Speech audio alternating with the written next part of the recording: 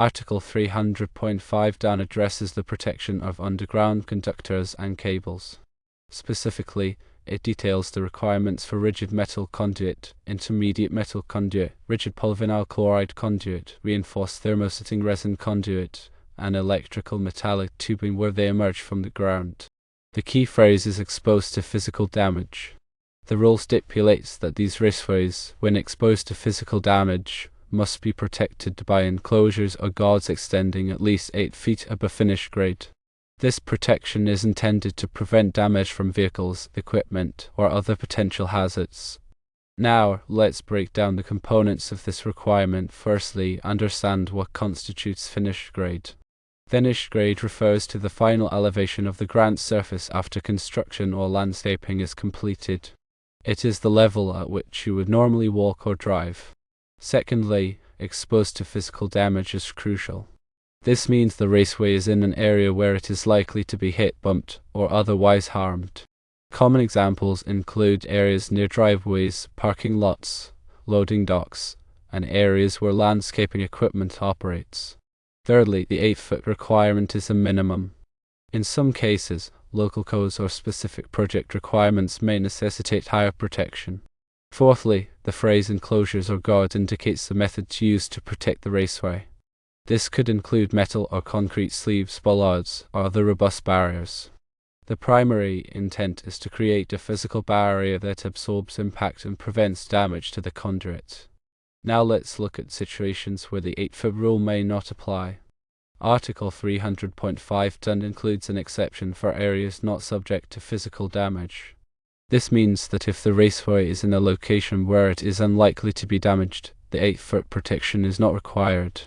Consider a scenario where the raceway exits the ground in a secluded, fenced-off area with no vehicle access. In this case, the risk of physical damage is minimal, and the 8-foot protection may not be necessary. When running a feed from a basement to a garage, the scenario changes. If the raceway runs through the basement and garage, these areas are generally considered protected. A basement, by its nature, is underground and enclosed within the building's foundation. A garage is also enclosed and typically not subject to the same level of physical damage as an outdoor environment. In such cases, the 8-foot requirement does not automatically apply. However, there are considerations. Even in protected areas, the raceway must be installed in a neat and workmanlike manner as required by NEC Article 110.12. This means proper support, secure connections, and protection from any potential internal hazards. For example, if the raceway runs along a basement wall, it should be securely fastened to the wall to prevent it from being dislodged. If it passes through any walls or floors, it should be properly sealed to prevent the entry of moisture or pests. In a garage, a raceway should be located where it is least likely to be damaged by vehicles or equipment. This might mean running it along the ceiling or high on the wall. If there is a risk of damage, even in a garage, additional protection might be warranted. This could include using a heavy gauge conduit or installing a physical barrier around the raceway. When the raceway exits the basement or enters the garage at a low level 12 to 18 inches from the ground, it is important to assess the risk of physical damage at these points. If the raceway is likely to be hit by vehicles, lawnmowers, or other equipment, some form of protection is necessary. This does not necessarily mean extending the protection to 8 feet, but it could mean using a short section of heavy gauge conduit or installing a small concrete barrier. Local codes and interpretations can vary. It is always a good idea to consult with a local electrical inspector to determine the specific requirements for raceway installations in the area. Inspectors can provide valuable guidance and ensure that the installation meets all applicable codes and standards. Furthermore, documentation is crucial. Keep records of all electrical work, including the types of materials used, the methods of installation, and any inspections that were performed. This documentation can be helpful in the event of future questions or issues. Here is a summary of the key points. Firstly, Article 300.5 requires raceways exposed to physical damage to be protected to a height of 8 feet above finish grade. Secondly, this requirement does not automatically apply to raceways running through protected areas like basements and garages. Thirdly, even in protected areas, raceways must be installed in a neat and workmanlike manner and protected from any potential hazards. Fourthly, if the raceway exits the basement or enters the garage at a low level, assess the risk of physical damage and provide appropriate protection. Fifthly, consult with a local electrical inspector to determine the specific requirements for raceway installations in the area. Finally, keep records of all electrical work. Now consider some additional factors when installing raceways. Firstly, the type of conduit used can affect the level of protection required. Rigid metal conduit (RMC) and intermediate metal conduit (IMC) are generally more resistant to physical damage than electrical metallic tubing (EMT) or rigid polyvinyl chloride conduit (PVC). Secondly, the location of the raceway can also affect the level of protection required. Raceways located in high traffic areas or areas with heavy equipment should be more heavily protected than raceways located in low traffic areas. Thirdly, the climate can also be a factor. In areas with harsh winters, raceways may need to be protected from freeze-thaw cycles. Fourthly, consider the potential for corrosion. In areas with high humidity or exposure to chemicals, raceways may need to be made of corrosion-resistant materials. Fifthly, think about future changes. When installing raceways, it is always a good idea to plan for future expansion or changes to the electrical system. This might mean installing larger conduits or leaving extra space for future wiring. In summary, Article 300.5 DUN is an important part of the National Electrical Code that helps to ensure the safety of electrical systems. By understanding the requirements of this article and following best practices for raceway installation, electrical professionals can help to prevent electrical hazards and protect people and property. This guidance should be taken as supplementary and not official guidance. Always follow local code. Remember to consult local authorities as the final authority for electrical installations. Additional considerations may include bonding and grounding requirements, as outlined in Article 250 of the NEC. Proper bonding and grounding are essential for preventing electrical shock and ensuring the safe operation of electrical equipment. The size of the grounding conductor must be appropriate for the size of the circuit, as specified in NEC Table 250.122. Overcurrent protection is another critical aspect of electrical safety. Circuit breakers and fuses are designed to protect electrical circuits from overloads and short circuits.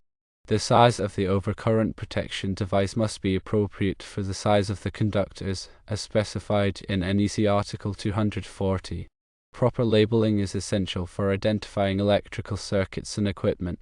All circuit breakers and fuses should be clearly labeled to indicate the loads they serve. Equipment such as disconnect switches and panel boards should also be properly labeled. Safety is paramount when working with electricity. Always to energize circuits before working on them and use appropriate personal protective equipment (PPE), such as gloves and safety glasses. Never work on electrical equipment when you are tired or distracted. If you are not comfortable working with electricity, hire a qualified electrician. Remember, this information is intended to provide general guidance and should not be considered a substitute for professional electrical advice. Always consult with a qualified electrician and local authorities to ensure that your electrical installations meet all applicable codes and standards. Furthermore, it is important to consider the impact of energy efficiency on electrical installations. Using energy-efficient lighting, appliances, and equipment can reduce energy consumption and save money on utility bills. The NEC includes provisions for energy-efficient design and installation, such as requirements for lighting controls and high-efficiency motors. Surge protection is another important consideration, particularly in areas prone to lightning strikes or power surges. Surge protective devices (SPD) can protect sensitive electronic equipment from damage caused by surges. The NEC requires SPD to be installed in certain locations, such as at the service entrance and the branch panels. Arc fault circuit interrupters of size are designed to protect against arc faults, which are a common cause of electrical fires. The NEC requires a size to be installed in certain locations, such as bedrooms and living rooms. Ground fault circuit interrupters (GFCIs) are designed to protect against ground faults, which can cause electrical shock. The NEC requires GFCIs to be installed in certain locations, such as bathrooms, kitchens, and outdoor areas. It's vital to consider voltage drop when designing electrical circuits. Voltage drop occurs when the voltage at the end of a circuit is lower than the voltage at the source. Excessive voltage drop can cause equipment to malfunction and can even damage electrical components. The NEC provides guidelines for minimizing voltage drop in electrical circuits. The NEC also addresses the installation of communication systems such as telephone, data, and cable television wiring. These systems must be installed in accordance with the applicable requirements of the NEC and other applicable standards.